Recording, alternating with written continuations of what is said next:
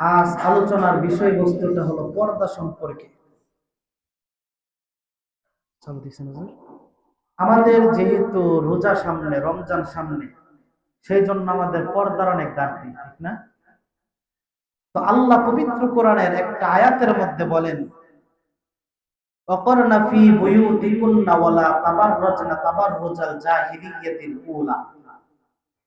আল্লাহ বলেছেন, তোমরা মহিলারা তোমাদের ঘরে গৃহে অবস্থান করো, ওয়ালা তাবাররাজনা তাবাররুজাল জাহিলিয়াতিল উলা, জাহেলি যুগের মতো বাহিরে ঘোরাফেরা করো না। এখন আমাদের যারা পাঞ্জাবি পরি এবং যে সমস্ত মহিলারা, আমরা আজকে যেই সমস্ত মহিলারা জামা পরি, কামিজ পরি, তাদের দেখবেন এইখান থেকে কোমরের নিচ থেকে নিয়ে ফাঁকা থাকে। কিন্তু জাহিলি যুগের মেয়েদের এই কাপড়ের অবস্থা ছিল সরাসরি এইখান থেকে, মানে সরাসরি কাঁধ থেকে পুরাটাই খোলা থাকতো। আল্লাহ বলেন সেই সমস্ত হয়েও না। তো আল্লাহ এই আয়াতের মধ্যে বলেছেন যে মহিলারা ঘরে অবস্থান করো, কিন্তু পর্দার কথা তো আল্লাহ বলে নাই। এই কথাটা আল্লাহ আরেকটা আয়াতের মধ্যে বলেন। আল্লাহ বলেন, ইয়া আইয়ুহান নাবিয়্যু কুল লিআজওয়াজিকা ওয়া বানাতিকা ওয়া নিসাইল মুমিনিন। আল্লাহ বলেছেন, নবীজি আপনি বলে দেন সমস্ত মহিলাদেরকে, ওয়ায়ুদনিনা আলাইহিন্না মিন জালাবিবিহিন, তাদের কাপড়ের ওড়না হোক, চাদর হোক, মাথার উপরে যেন ঢেকে দেয়, মুখের উপরে যেন ছেড়ে দেয়। তাহলে এইখানেও তো পর্দার কথা স্পষ্ট হয় নাই, হইছে?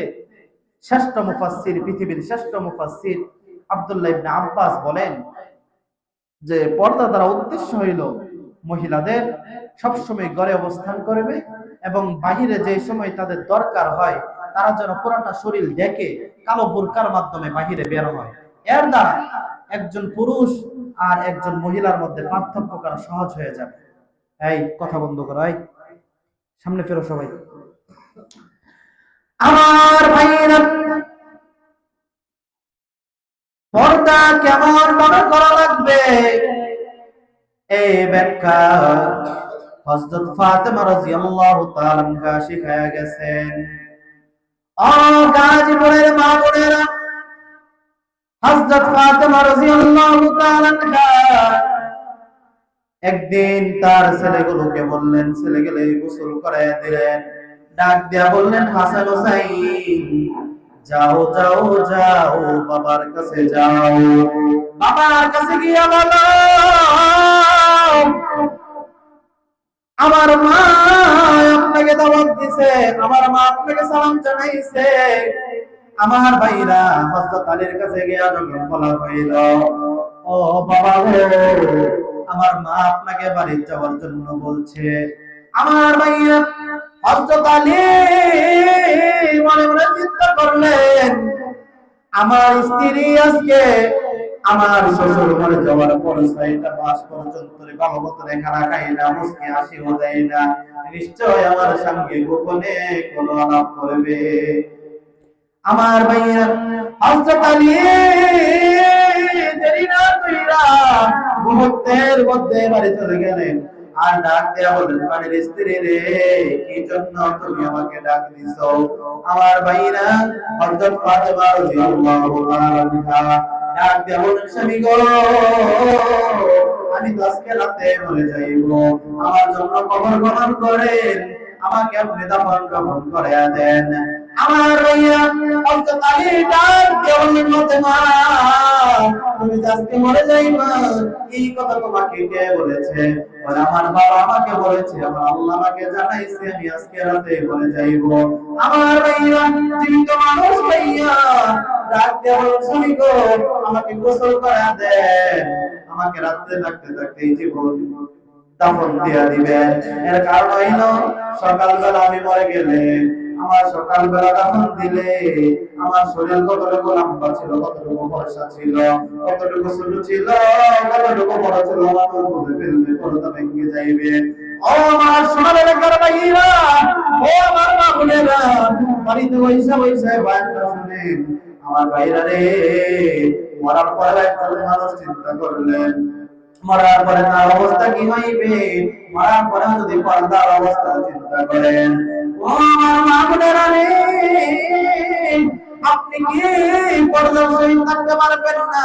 কবরে যখন শোয়াইবেন, কবরে শোয়ানোর পর কবরের মধ্যে চতুর্দিকে দেখলেন সবুজ পাতি ঘিরে ফেলে, ডাক দিয়ে বললেন, কবর আর জান্নাতি নারীদের সরকারকে কবরে শোয়ানোর কারণে কবর বিপর্যস্ত হয়ে গেলাম।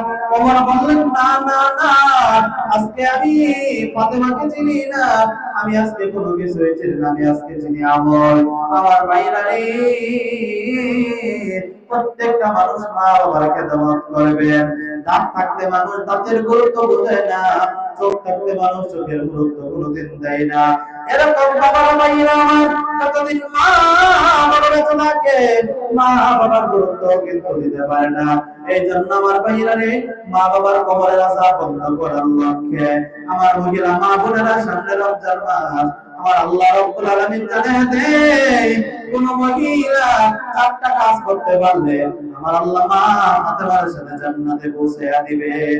এক নম্বরে 5 ওয়াক্ত নামাজ পড়বে, 2 নম্বরে রমজানের রোজা রাখবে, 3 নম্বরে লজ্জাস্থানের হেফাজত করবে, 4 নম্বরে স্বামীর খেদমত করবে। এই করে যদি মরতে পারে রে, আমার আল্লাহ মা ফাতেমার সাথে জান্নাতে প্রবেশ করে দিবে। আমার ভাইরা, ও বন্ধুরা আমার, যাদের মা বাবা দুনিয়ায় বেঁচে নাই, মা বাবার কবরের সামনে এতিম বাচ্চা নিয়ে যাইবেন, পরে বলে মাসুম বাচ্চাকে বসায় দিবেন। এর কারণ হইল, কোন তালেবুল ইলম মাসুম বাচ্চা কোন কবরের সামনে দাঁড়াইলে আমার আল্লাহ আরশ কেঁপে যায়। 40টা দিন পর্যন্ত আমার আল্লাহ কবরের আযাব বন্ধ করে দেয়।